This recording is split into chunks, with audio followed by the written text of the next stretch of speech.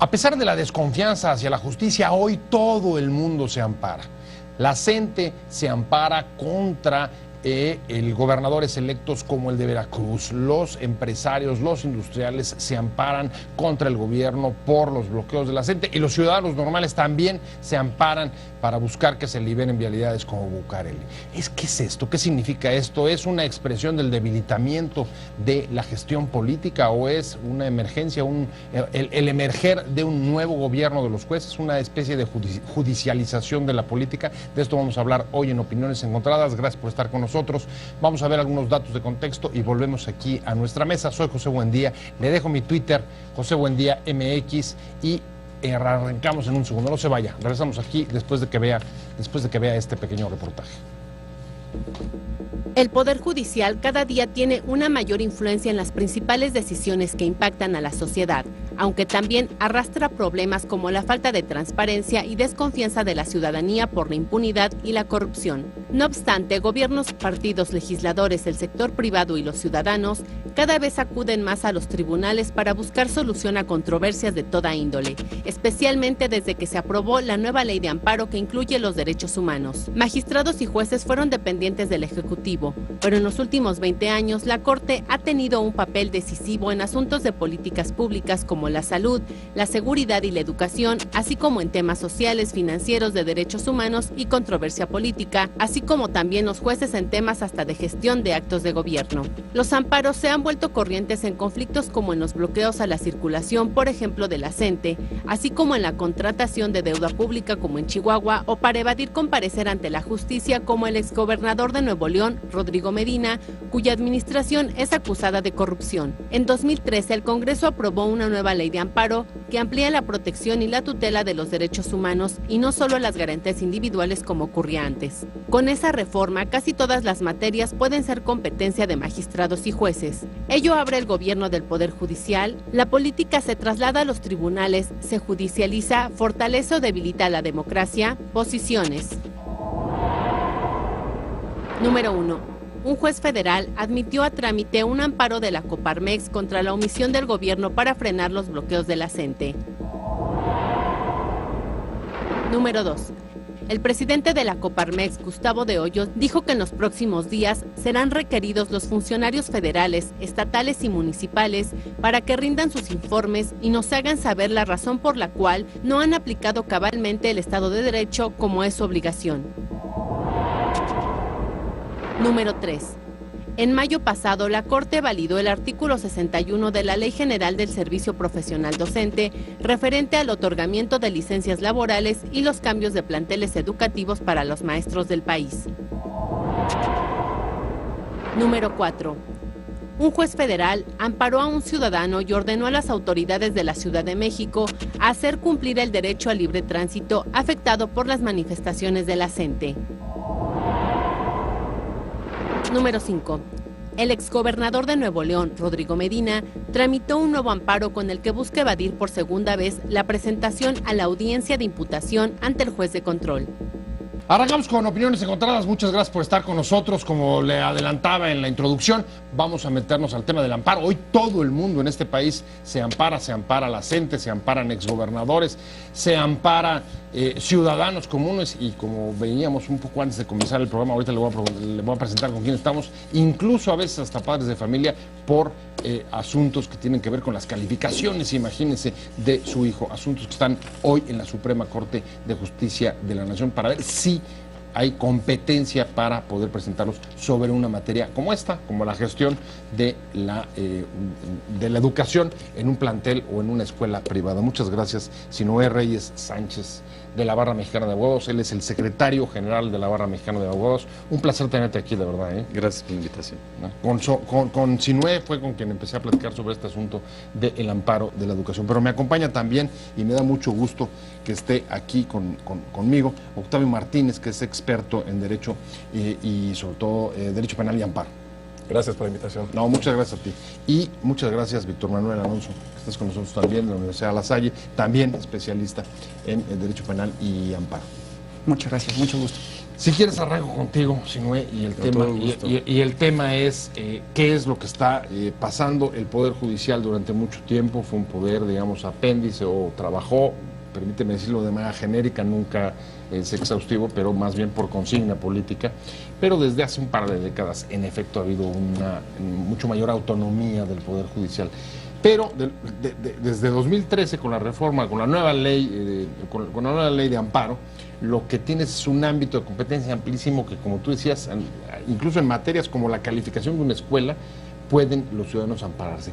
Esto, ¿cómo lo valorarías en términos de justicia y democracia? ¿Es un avance? ¿No es un avance? ¿Hay riesgos? ¿Cuál es tu punto de vista? Yo creo que desde luego que es un avance. Primero hay que decir que esta apertura no es mexicana. A raíz de las sentencias de la Corte Interamericana de Derechos Humanos, México ha tenido que flexibilizar y adoptar criterios de convencionalidad para esa apertura que se refiere. Entonces, esa amplitud de cobertura ahora a derechos humanos en un bloque de constitucionalidad, en sus artículos primeros, obliga a nuevas discusiones que están rompiendo paradigmas. Una, sí ha incrementado el nivel de amparos. Dos, también muy claro, no ha incrementado la concesión de amparos, sigue siendo muy baja, alrededor de un 20%, y más de un 60% de amparos se niegan, se sobreseen o se desechan. Entonces eso nos puede dar un pulso de lo que se está discutiendo. Lo importante ahorita con esta apertura es de que en el amparo, y creo que por eso se da estas cuestiones exponenciales, es de que ahora no solo se puede acreditar un interés jurídico, es decir, una afectación hacia mi persona, directa y real, sino también legítimo, es decir, afectaciones indirectas. Y aparte, la gran novedad es de que podemos llamar al amparo particulares que realicen actos equiparables a los de una autoridad, pero aquí es muy importante puntualizar. O sea, por ejemplo, las autoridades de una escuela. Los de una escuela, siempre y cuando esas facultades estén previstas en una ley. Y aquí habría, en el caso de una escuela, hacer un ejemplo. Un nivel desde primaria, secundaria y normal cuentan con autorización de la SEP para realizar sus funciones y están previstas en una ley. Las de superior para arriba cuentan con reconocimiento, que no es lo mismo, no tienen ni una facultad en ley ni nada por el estilo. Entonces se les quiere equiparar en ese sentido de que realicen actos como, por ejemplo, cobrar colegiaturas, como expulsar o reservarse el derecho o no de admisión en sus escuelas. O sea, si te entendí, sí ha habido desde 2013 con la nueva ley un incremento de solicitudes o de sí, denuncias de amparo, pero no una mayor concesión de estas. Así es. Y ahí lo que me preocupa, Octavio, es quizá no han dado más, pero sí en casos demasiado sonoros. Tienes el caso del gobernador, o el exgobernador, perdón, de Nuevo León, Rodrigo Medina, amparándose para no comparecer. Tienes el caso de los empresarios amparándose contra el gobierno por los bloqueos de la CENTE. Tienes el caso ahora de la CENTE amparándose contra el candidato, el gobernador electo, perdón, de Veracruz. Tiene ciudadanos pidiendo que les abran aquí, Bucareli, en fin, son casos muy sonados, muy sonoros, donde sí tienen una influencia muy, muy importante, trascendental, que antes no tenían, incluso en política pública. Efectivamente, bueno, es un cambio total en la forma de ver hasta el propio amparo. Esto es, el amparo hoy en día es el único medio que se tiene para tutela de derechos individuales, de derechos fundamentales, los mínimos que podemos tener para poder estar en un estado democrático, que funcione donde existe un límite a la... O sea, es el último grito, el grito desesperado. Efectivamente. No tengo otro recurso y antes de caer al vacío está... Y además en temas... de perder derechos. Efectivamente. Y además en temas en donde no solo está un interés propio, interés como podría ser muy fácil de identificar cuando tienes una demanda y vas a perder tu casa, bueno, pues te amparas, que sería el último de los recursos que tienes, sino en aquellos en donde tienes un interés indirecto, como es estos colectivos, esos intereses como es un medio ambiente, como es un sistema o un gobierno legítimo, como existe el hecho de transitar por una calle. Lo que nos dice es que estamos ante un nuevo sistema de empoderamiento además de los jueces. Esto es, el amparo esta tutela de derechos fundamentales convierte a los jueces de amparo, a los tribunales de amparo, en un poder el cual pues va a definir, en muchas ocasiones, puede definir cuestiones, por ejemplo, como el hecho de que una marcha, por ejemplo, o un bloqueo de un sindicato o de un grupo político pudiese estimarse no ilegal, tal vez no, pero el hecho de que la autoridad no haga nada, ahí entra el amparo. Esto es que exactamente, retomo tu punto y voy contigo, Víctor, y es, a ver, la parte del control de legalidad, cuando se meten a ver si la ley es suficientemente legal, si cumplen, si no tiene disposiciones contrarias a la Constitución, hasta ahí voy. Matrimonio gay, por ejemplo, o aborto, son típicos temas de control de legalidad, de control de constitucionalidad, pero a ver, y de garantías, por supuesto. Pero cuando te metes a asuntos, como decía hace un momento Octavio, incluso sobre bloqueos en la vía pública, o por ejemplo disposiciones de la reforma educativa, te estás metiendo ya a asuntos de política pública. ¿Conviene que los jueces se metan a asuntos de política pública o no? Desde mi punto de vista yo creo que sí. Esto no es algo nuevo, esto atiende a un fenómeno mundial, donde poco a poco le estamos quitando esa potestad única que tenía el legislador al ostentarse como el representante del pueblo. El legislador no empezó a hacer las cosas del todo bien, arreglaron lo que no estaban haciendo bien los legisladores. Recordemos un asunto de la Segunda Guerra Mundial, por ejemplo, donde en el pueblo nazi llega al poder alguien con la voluntad general del pueblo, apoyado por el legislador. Bueno, estamos hablando de Hitler, ¿no? Y a través de un sustento legal crea una catástrofe mundial. Entonces llega un punto en el que uno revaloriza lo que estábamos haciendo y dice, oye, necesitamos a alguien que conozca de los principios constitucionales de un pueblo y que las leyes que haga el pueblo no estén en contra de la Constitución. En muchos apartados teóricos se hablan hasta de jueces tipo Hércules, donde muchos teóricos sí le están dando la batuta a los jueces. Recordemos que los jueces no llegan por elección popular, muchos no. No, así es, así es. Entonces, bueno, es como una especie de un fenómeno mundial que está pasando en todo el mundo, no solo en México. ¿Cómo lo ves? Si no es, la verdad es que es un tema muy espinoso. O sea, la crisis, digamos, de la democracia representativa, la falta de credibilidad, la desconfianza hacia los gobiernos, ¿te parece que justifique el que se metan a llenar ese lugar magistrados y jueces? No, creo que el sistema o judicializar algo que de suyo debe ser una legalidad regular, tiene el peligro ese de que una persona que quizás no tenga el pulso, ya sea porque no vino electa popularmente o no tiene el pulso de la calle, decide en un escritorio, por ejemplo, cómo hacer la educación. En este caso que te ponía de las escuelas, por el hecho de que esté en una ley, pues yo te diría, si mi esposa no le doy alimentos, va a decir que conforme al Código Civil soy una autoridad. Se van a parar. Claro. Entonces, estamos en esos tiempos de definición donde yo creo que será precisamente el control concentrado de la constitucionalidad el que deberá de afinar qué cosas le competen o no a un tribunal constitucional. De entrada, no estos.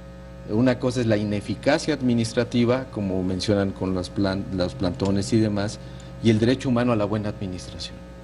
El derecho humano a la buena administración, que es el que ahorita concede amparos por omisión, en este caso por los bloqueos. Pero imagínate, o sea, si sigo por esa línea, el equilibrio, Octavio, es muy precario, porque, a ver, por supuesto es el derecho que acabas de mencionar, pero también es el derecho al orden, el derecho a vivir en paz, pues casi todo pasa por ahí.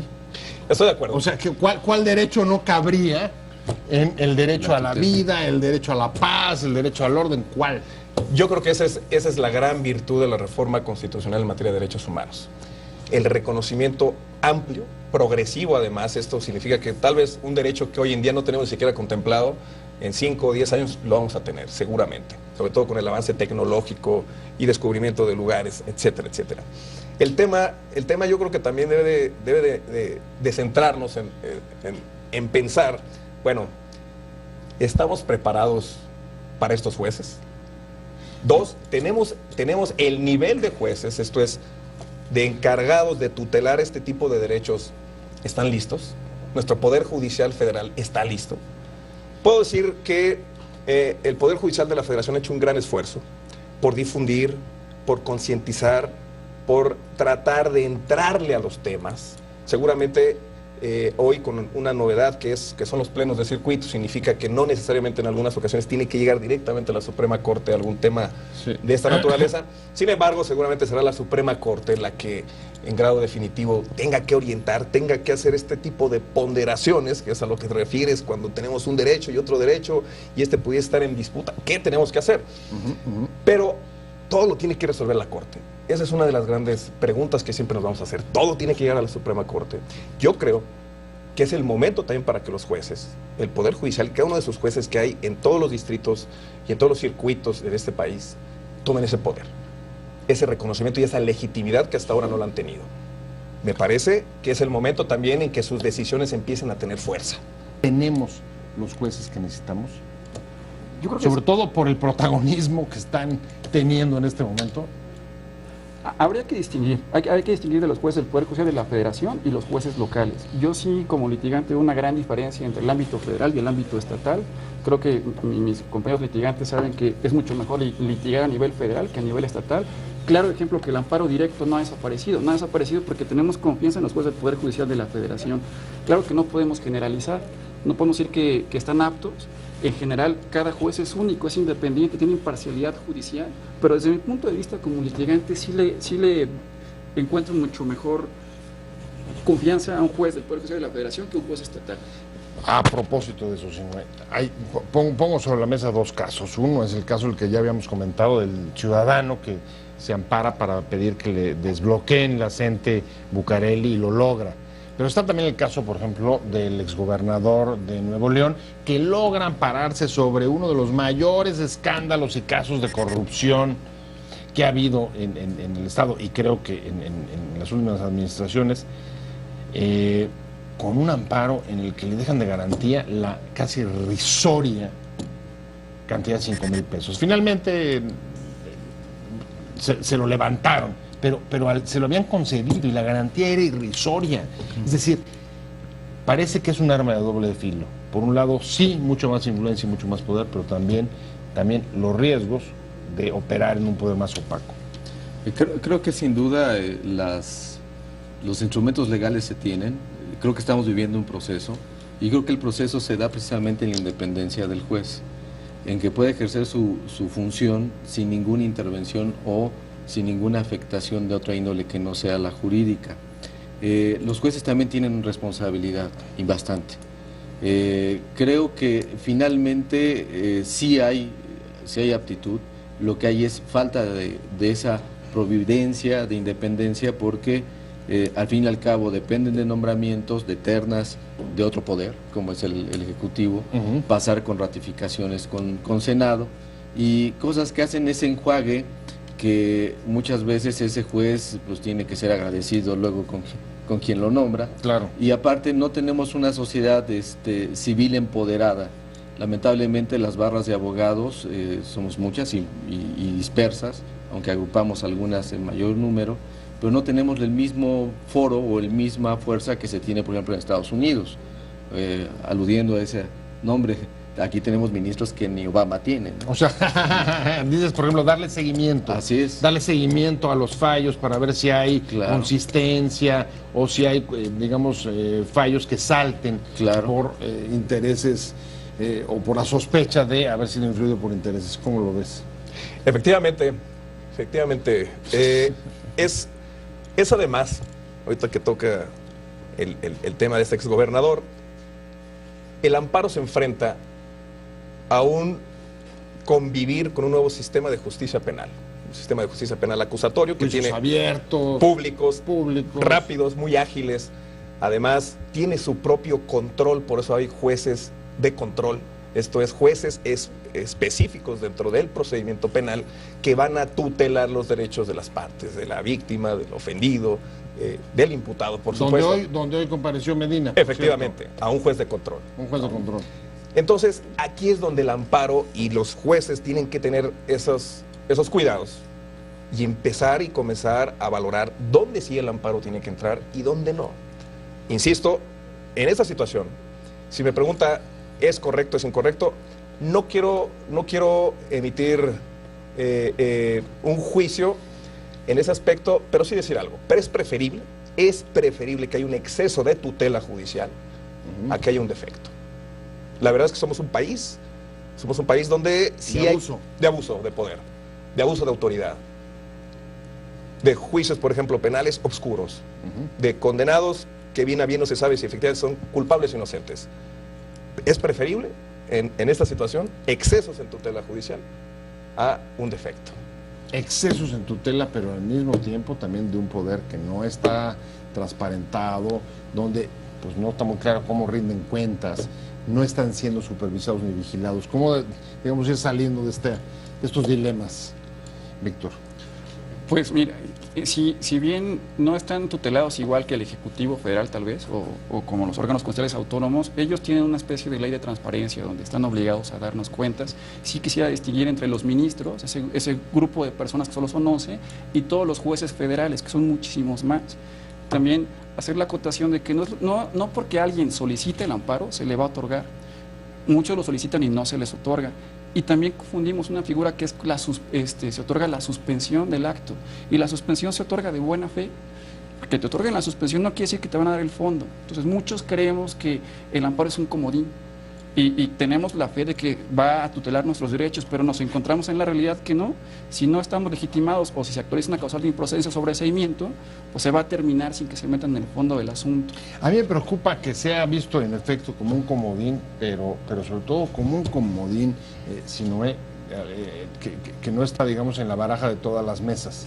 Tú dabas la cifra, en efecto no ha habido muchas más concesiones de amparos, pero sí en amparos muchos más escandalosos, en casos mucho más mediáticos de los que había antes. Y ahí generalmente estamos hablando de instituciones o organizaciones que tienen recursos, que tienen equipos de abogados, etcétera, etcétera. Por supuesto, generalmente el ciudadano común ni siquiera lo presenta porque no tiene recursos, ni hay todavía el abogado de oficio. Sí, yo creo que esa es una deuda precisamente del propio sistema, pero también debo decir que la sociedad entera tiene un nivel de litigiosidad muy grande. Todos sabemos que, y también esto hay que hacer una autocrítica, de que si tenemos el acceso a amparo o no, pues como sea, le decimos, abogado, usted llegue hasta las últimas consecuencias o denos tiempo y ejercite el amparo con saber Dios qué puede hacer. Vamos a fondo o demás, pero yo creo que la juridicidad se da incluso también en la sociedad. Somos una sociedad que también nos cuesta mucho cumplir nuestra palabra, por empezar. Entonces, ya el hablar de que esté saturado un poder judicial... lo que estaba sucediendo con permíteme decirlo, digamos, con esta visibilización de los amparos, pues tiene que ver con la enorme litigiosidad que hay en la sociedad mexicana. ¿Cómo lo ves? ¿Cómo lo ves, Octavio? ¿Es eso? ¿Es la litigiosidad de la sociedad? ¿Es la judicialización de la política? ¿Cómo juzgas, digamos, Sí. no quiero decir deporte, para no, digamos, minimizar el tema, pero sí, la explosión de este recurso? Yo estoy convencido que cada litigio que hay no es solo entre partes. En realidad nos está demostrando un conflicto social. O sea, cada demanda que existe no solo es entre esas partes, sino esto abarca y nos da una muestra del nivel de sociedad que estamos teniendo. Y efectivamente, en mayor medida hemos aumentado el nivel de litigio. Esto significa primigeniamente o básicamente el nivel de conflicto. Esa es la verdad. Sí, claro. Y esto tiene que ver también no solo el conflicto entre partes, sino el conflicto entre el poder político, el poder público y el propio individuo. Un individuo que ya no confía, un individuo que ya no está de acuerdo y busca de alguna forma la manera de cómo tutelar ciertos derechos. O sea, entonces es más bien una crisis de la política. ¿Es la expresión de una crisis de la política? Sí, me parece que es una expresión de crisis de política, pero además, precisamente el sistema de justicia penal acusatorio busca, entre otras cosas, evitar el nivel de litigio. ¿Qué significa? Es un sistema que es muy selectivo. Solo en casos graves, solo en casos que efectivamente le interesen al poder público castigar en algún futuro, en algún momento, solo en esos casos es necesario irse a un juicio. Hoy en día, la mayoría de los delitos, por ejemplo, no es necesario que si existe una imputación en contra de un individuo, no es necesario que esté en prisión preventiva, cuando antes era una regla general. Y teníamos llenas las cárceles de personas que estaban apenas en proceso. Pero además existe un nivel de salidas, llamadas salidas alternas, de negociación. Por ejemplo, si te robaron y no fue con violencia, bueno, pues mira que te te devuelva lo que te robó y que se comprometa a no volverlo a hacer. Sí, conciliación. Conciliaciones y demás. Yo creo que también es un llamado, ¿sí?, a que la sociedad haga cierta reflexión en torno a buscar otras salidas para resolver los conflictos y no necesariamente la judicialización. Me parece. Ahorita voy contigo, nada más que, a ver si no quiere darnos, a ver qué cifras traes, Sí, para ver si aterrizamos y tratamos de ir ahí sí. viendo cuál de las hipótesis es la que jala. Sí, lo exponencial, la cifra concreta del 2015 se recibieron 1.023.874 asuntos, los cuales tuvieron que resolver 400 juzgados de distrito con que le tocan más o menos por habitante por cada 285.118 habitantes. Por ejemplo, unitarios les toca de a millón por cada unitario le toca 1 millón y por colegiados 470.000. Yo soy partidario de que las reformas y lo que se está implementando y la cobertura judicial no es más que un proceso civilizatorio, que no vamos a ver estos resultados y apuntalando con independencia, conocimiento y demás, que este país vea un cambio. O sea, el problema no es el conflicto, el problema es tener instrumentos para resolverlo, encauzarlo pacíficamente. Efectivamente, ¿qué nos hace cumplir la ley? El temor al castigo, como simples destinatarios de la norma, y por qué no verlos como coautores de la misma. Es decir, ¿por qué te pones el cinturón de seguridad? Porque me están me pueden sancionando, o porque es por tu bien. Creo que ahí es una gran diferencia en el cual siempre vamos a tener tribunales hasta al tope de su capacidad si no se mueve en ese sentido. 1.023.000 asuntos. ¿Cómo lo ves, Víctor? ¿Somos muy rijosos? Sí. ¿Conflictivos y rijosos? Sí. ¿O esto ha crecido conforme también la sociedad se ha vuelto mucho más, o los problemas se han complejizado? Mira, yo lo veo desde otro punto de vista también. Quiere decir que el ciudadano común confía en los jueces, si no, no litigaría tanto. ¿Para qué perdería su tiempo? ¿Para no qué es tan gasta en cierta abogado? esta percepción sobre la falta de creencia en el Poder Judicial. Si no, pues ¿para qué nos pagan en todo caso?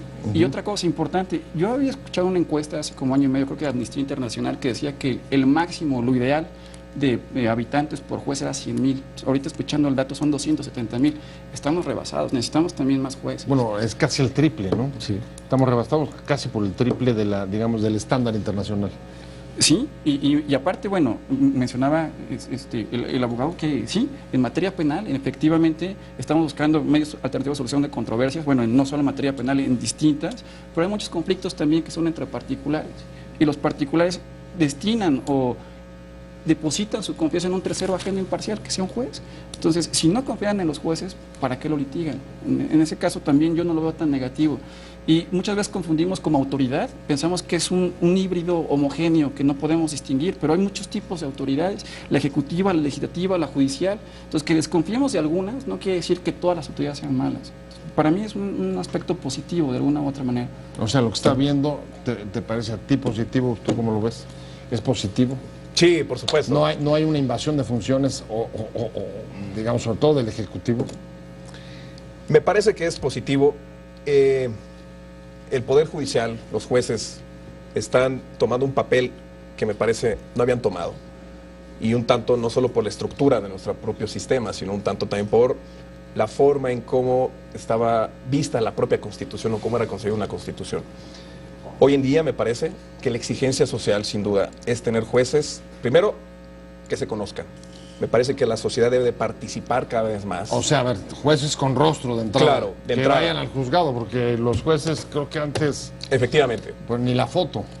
efectivamente. ¿Eh? Y esperemos que en un futuro la propia sociedad, si bien no sé si algún momento llegar a la elección de jueces, sí participar en su evaluación. Tenemos consejos de judicatura, por ejemplo, un consejo de la Judicatura Federal, donde no participa un ciudadano. Sería, me parece interesante, sería importante que hubiera un representante de la sociedad. ¿Por qué? Porque son los que sancionan, evalúan, readscriben o no a un funcionario judicial hoy en día. Bueno, y ahí, ¿quién controla el Consejo? Los propios ministros de la Corte, ¿no? Es un órgano que integrado por el propio Poder Judicial de la Federación, en donde tiene representantes de la Corte y de otros poderes también. Pero pues digamos que hay un poco el que vigila, es el vigilado. El de la casa, sí. Está un poco raro, ¿no? La ropa sucia Oye, se lava en casa. perdóname, pero está peor que muchas veces el propio Ejecutivo Así es. o los ejecutivos. Sí, la rendición de cuentas es fundamental para un ejercicio adecuado del servicio público, sin duda alguna, y que se aprueben esas famosas 3 de 3. ¿Y cómo hace rendición de cuentas? Está bien, ¿qué hay que reformar? ¿Consejo de la Judicatura? Consejo de la Judicatura, y bueno, tenemos más vigilantes que operativos, ¿eh? Tenemos Auditoría Superior de la Federación, Contralorías Internas, Consejo de la Judicatura, y cada órgano autónomo tiene su vigilante. Quizás un órgano transversal sería interesante, y no que cada quien se vigile a sí mismo con su propio órgano. O sea, un autónomo que los vigilara a todos. Bueno, de hecho lo existe la Auditoría Superior de la Federación. Con un reacomodo ahí distinto podría funcionar. Bueno, pues esto va a ser tema para el próximo programa, porque a mí ya se me acabó el tiempo. Muchísimas gracias, Sinué Reyes Sánchez, secretario general de la Barra Mexicana de Abogados. Un placer de verdad haberte tenido aquí. Gracias. Octavio Martínez, abogado, Gracias. especialista y experto en amparo. Y muchas gracias, Víctor Manuel Alonso, también abogado especialista en amparo de la Universidad La Salle. Pero sobre todo gracias a usted por haber estado con nosotros en Opiniones Encontradas. Nos vemos. Te invitamos a seguir cuestionando la información con los siguientes videos.